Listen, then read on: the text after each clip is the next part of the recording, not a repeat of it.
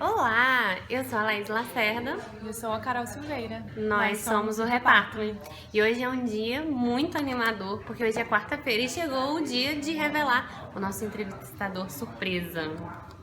Mas antes a gente tem um esclarecimentozinho. Como vocês sabem, nós estamos viajando e essa entrevista surgiu como uma oportunidade que nós não estávamos preparadas, portanto, estávamos sem equipamentos.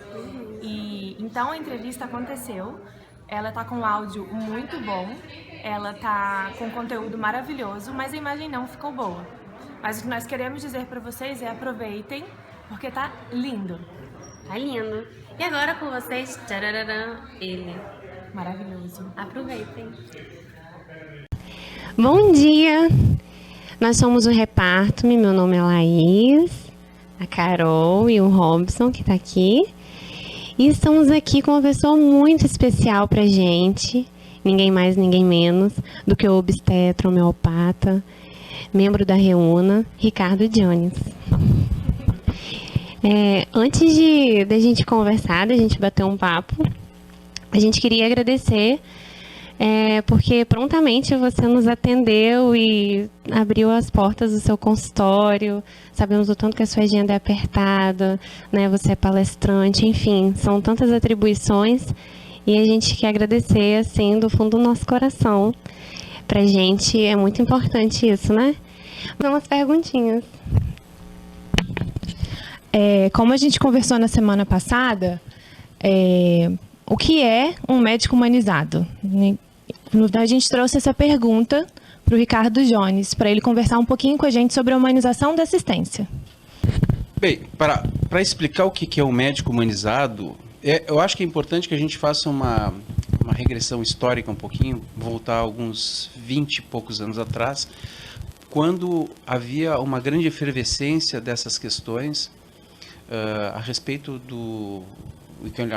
indignações e questionamentos que resultaram na criação, em 1993, da Rede pela Humanização do Parto e Nascimento.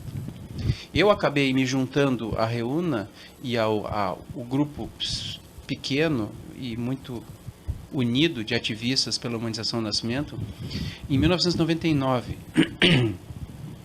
Mas o que eu percebia naquela época é que a humanização do nascimento ela funcionava muito mais como uma indignação sobre procedimentos que nós considerávamos inadequados do que um corpo de conceito ou uma ideologia que pudesse nortear procedimentos futuros. Aqui no Rio Grande do Sul, por exemplo, eu comecei através da modificação postural das pacientes. Eu achava que o parto deitado, nessa posição chamada de litotomia, era absolutamente inadequado, equivocado e cumpria um ordenamento que favorecia os hospitais, os profissionais, os médicos, mas desfavorecia tremendamente mães e bebês. Então, a humanização do nascimento começou para mim como uma subversão à ordem estabelecida de colocar as mulheres deitadas para ter seus filhos. Em outros lugares do Brasil surgiu de outras maneiras, como mulheres querendo acompanhantes, etc. Então nós tínhamos uma série de indignações coletivas, difusas e que não tinham um direcionamento muito claro, muito específico. A partir do início desse século, eu comecei a fazer parte das reuniões que aconteciam todos os anos no Rio de Janeiro, nos congressos de parto consciente, e nós começamos a debater muito sobre isso e tentar delimitar de alguma forma, afinal, qual é a proposta de vocês? O que vocês querem? Qual o desejo de vocês que lutam por isso que agora se passou a chamar humanização do nascimento?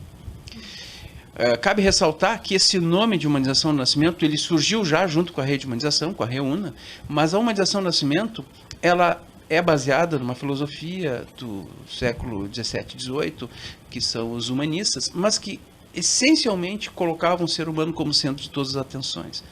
Isso é, contrapondo-se à tecnocracia, que é a colocação do poder e do conhecimento autoritativo naqueles que dominam a tecnologia e agora a informação em tecnologia, a humanização propõe, não só no campo da medicina, mas todos os outros campos, em especial no parto, que todo o centro de nossa atenção e de nosso cuidado esteja na pessoa, no sujeito. Aquilo que é o melhor para essa pessoa de acordo com seus valores e seus desejos. A partir desse momento, eu comecei a pensar como nós poderíamos estabelecer um conceito que fosse unificador das lutas pela humanização. Um conceito em que todas as pessoas se olhassem para o conceito e dissessem, ah, não, mas isso aqui cabe dentro da minha reivindicação de ter acompanhante, de fazer menos procedimentos, de ser mais suave, de fazer o que hoje se chama de slow medicine, né? Menos intervenção, menos droga, menos cirurgia, mas também que seja de acordo com as reivindicações feministas, até porque a Reúna ela é claramente surgida a partir de reivindicações de muitas mulheres, muitas feministas importantes do Brasil, em especial a atual presidente, que é a Daphne Hartner. Então, como que a gente poderia fazer um conceito que abarcasse todos esses desejos, mas que ao mesmo tempo fosse sucinto, muito claro, muito preciso e ao mesmo tempo abrangente? Eu sou da teoria de que os conceitos, quando são muito alargados, se perdem. Assim como as constituições, quando elas são muito cheias de subdivisões, elas também se perdem. Os conceitos têm que ser enxutos. E a gente tem que olhar para aquele conceito e dizer assim, ah, isso é e isso não é. Então, por volta do ano 2002, 2003, naquela efervescência muito intensa da internet recém-nascida, pelo menos no Brasil, e dos listservers, né, os grupos de interação que existiam, principalmente no Brasil, surgiram no Parto Natural, Amigas do Parto e Parto Nosso. Nesses grupos e as trocas de e-mail com profissionais do Brasil inteiro e toneladas de páginas escritas a respeito do assunto, eu apresentei para as pessoas, e que depois eu coloquei nos meus livros, um conceito de humanização do nascimento que se estabelece em 3 elementos fundamentais.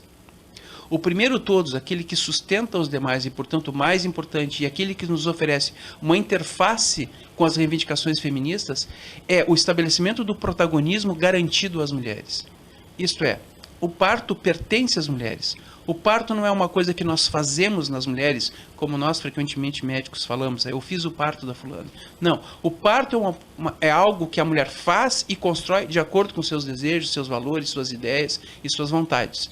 Portanto, o estabelecimento do protagonismo é fundamental, sem o qual nós teremos apenas e tão somente sofisticação de tutela. Isso é, manteremos as mulheres na tutela do patriarcado, secularmente estabelecido, sem permitir que elas façam escolhas a respeito do seu destino reprodutivo.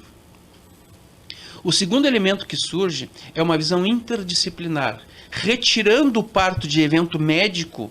Isso é, não se pode analisar parto da mesma forma que a gente analisa pedra na vesícula. Ah, eu vou lá, faço uma cirurgia, retiro a pedra e pronto. Sem levar em consideração o sujeito. O parto tem as suas características absolutamente essenciais. Ele não é uma patologia, ele faz parte da fisiologia normal de toda mulher que deseja engravidar.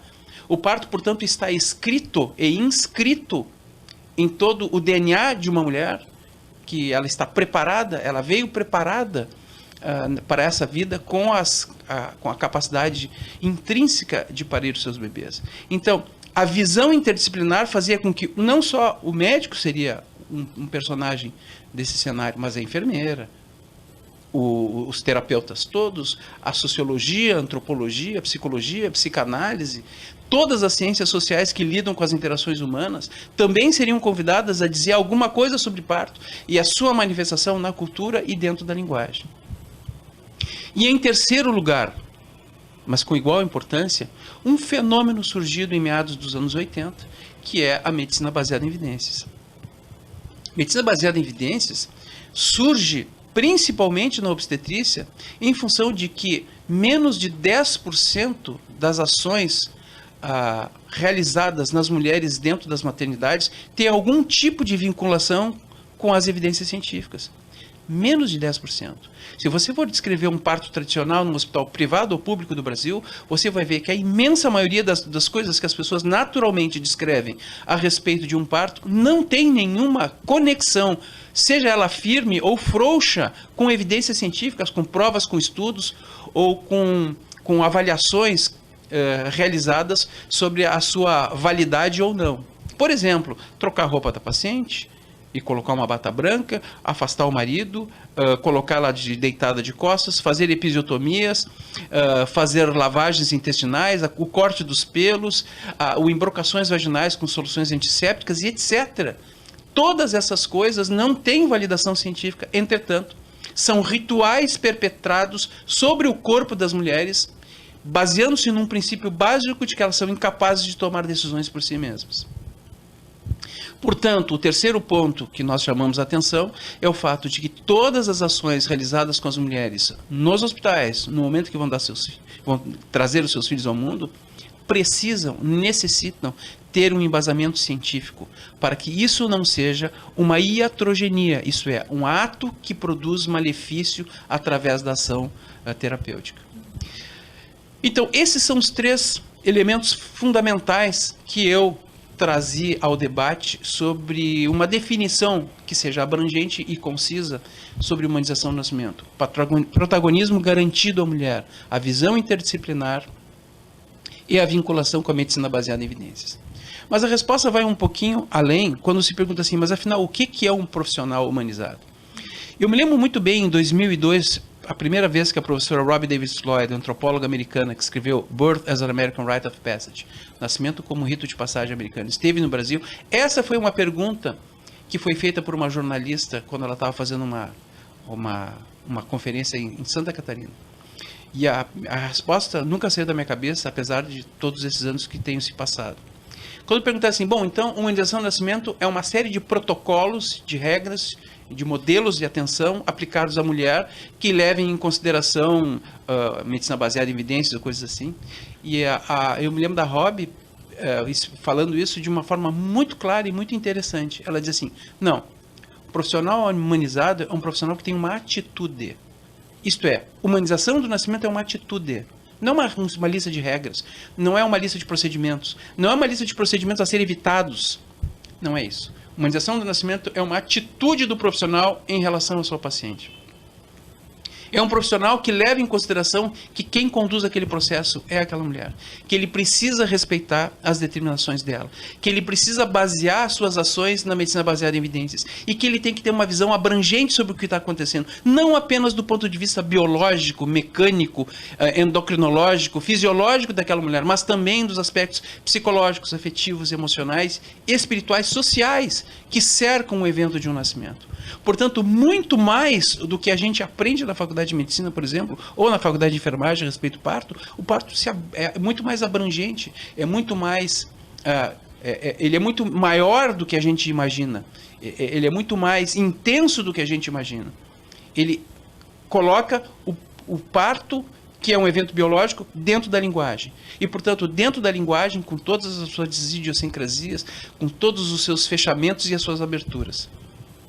E isso faz com que o parto se torne um evento muito mais interessante, muito mais grandioso, porque não só essa questão mecânica da passagem de um bebê pelo trajeto vaginal vai ser levada em consideração, mas como toda a vida daquela mulher naquele instante entra em jogo, e o profissional que vai atender esse momento precisa estar preparado para entender todas as circunstâncias que cercam uma mulher que está parindo uma criança. Inclusive, a incorporação, que é uma novidade no mundo moderno, a incorporação desse companheiro ou dessa companheira, mas que vai estar ali no momento do parto, junto com ela e, portanto, interagindo e, portanto, trazendo as suas questões, os seus medos, as suas angústias, que também precisam ser trabalhadas pelo profissional que atende. E aí, gostaram? A boa notícia é que tem parte 2, ainda não acabou. Fiquem ligados no nosso canal, que quarta-feira que vem tem mais. Tem mais. Se inscreva e comente o que você achou. E muito obrigada por ter visto. Um beijo. Espero que vocês tenham gostado.